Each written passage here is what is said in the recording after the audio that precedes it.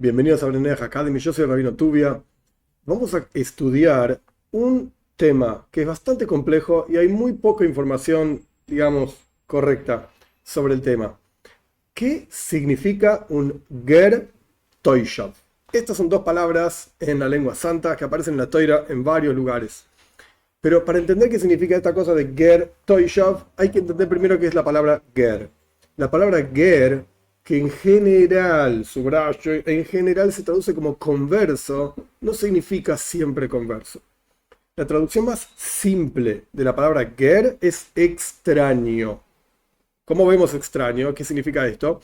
Por ejemplo, el pueblo de Israel vivía en la tierra de Egipto y la Toira dice sobre el pueblo de Israel que éramos geirim, extraños, ger es en singular, geirim es en plural, en la tierra de Egipto, etcétera, etcétera. No quiere decir que éramos conversos en la tierra de Egipto, no éramos conversos a nada, éramos extraños en una tierra que no nos pertenecía, esclavos, etcétera, etcétera, etcétera. El punto es que hay un contexto de la palabra ger que significa extraños. Hay otro contexto de la palabra ger que quiere decir converso, en donde, de vuelta, el contexto es muy específico. ¿Qué es un converso?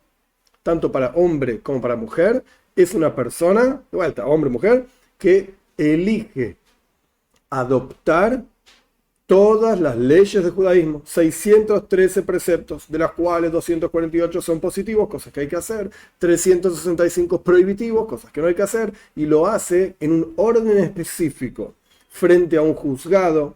Si es hombre, primero tiene que hacerse la circuncisión, luego tanto hombre como mujer tienen que ir a un baño ritual, una mikve, etc. En la época del Beis Hamikdash, del templo que estaba construido, tiene que traer una ofrenda.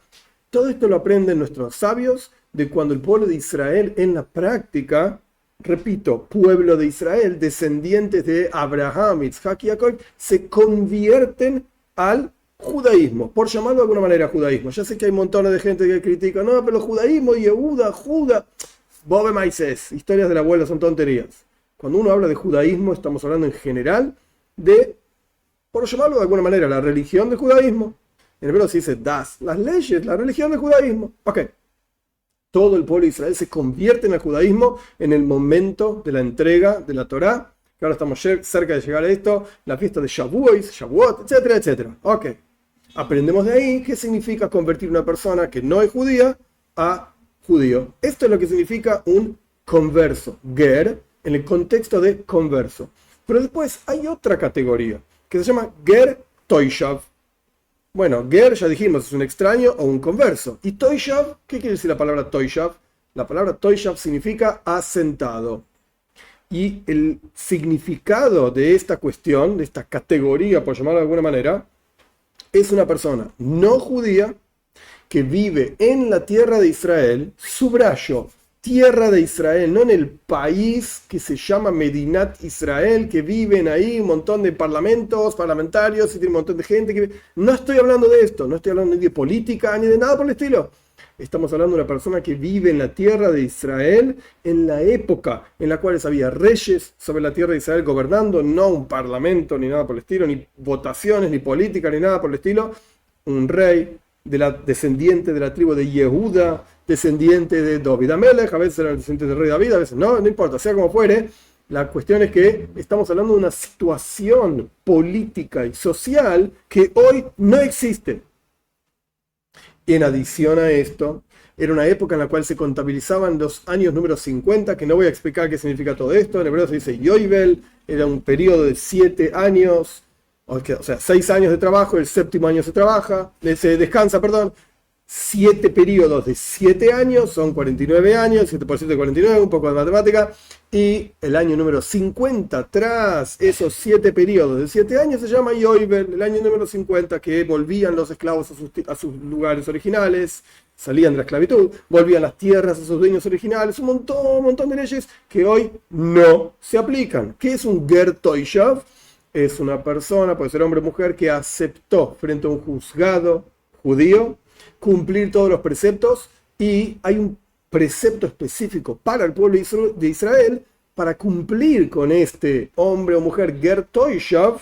Es un extraño asentado, es un no judío que continúa siendo no judío, que acepta cumplir los 7 preceptos de Bnei Noach, etc., frente a un juzgado judío.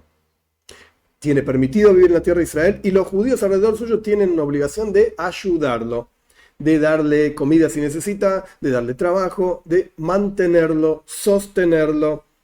Este es el precepto básico, por así decir, del concepto de un ger toisha. Hoy en día no existe esto. ¿Por qué no existe esto? Porque no tenemos un rey en la tierra de Israel, porque no tenemos el juzgado mayor en Jerusalén, y no quiere decir que tenía que aceptarlo frente al juzgado mayor, pero era la autoridad absoluta. Esa autoridad hoy en día no existe, no viven la mayoría de los judíos en la tierra de Israel tampoco, y no se contabiliza el año número 50 tampoco. Quiere decir que hoy en día no tenemos este concepto de Gertoisha. Pero siendo así, entonces ¿para qué me puse a hablar de todas estas cosas que al final no se aplican, no sirve para nada? Porque hay mucha gente que dice que Bnei Noach, tal y cual son, es una categoría inferior. Podría ser Gertoisha. Entonces juntate con un grupo de rabinos y acepta frente a estos rabinos los 7 preceptos con una declaración, etcétera, y de repente sos un Gertoisha.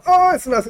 No, error, no funciona así. Pero para entender cómo realmente funciona, hay que empezar a escarbar un poquitito más. Hasta acá lo que aprendimos es el concepto de un ger, que es un extraño o un converso. Un ger toishav es un no judío que está sentado en la tierra de Israel, que hoy en día esto no se aplica, pero necesitamos saber un poquitito mejor, con mayor profundidad, cuáles son las implicancias de un ger toishav. Lo único que sabemos hasta acá es que los judíos alrededor tenían la obligación de sostenerlo y mantenerlo. Pero hay muchísimo más para realmente poder llegar a la conclusión y a entender si esto hoy en día tiene algún sentido o no tiene algún sentido, tiene alguna implicancia e importancia para Bnei Noach o no. En otras palabras, ¿tiene sentido hacer una declaración frente a un juzgado de que uno está aceptando los 7 preceptos y por lo tanto, ¿tiene sentido o no tiene sentido? Dios mediante esto lo continuaremos estudiando.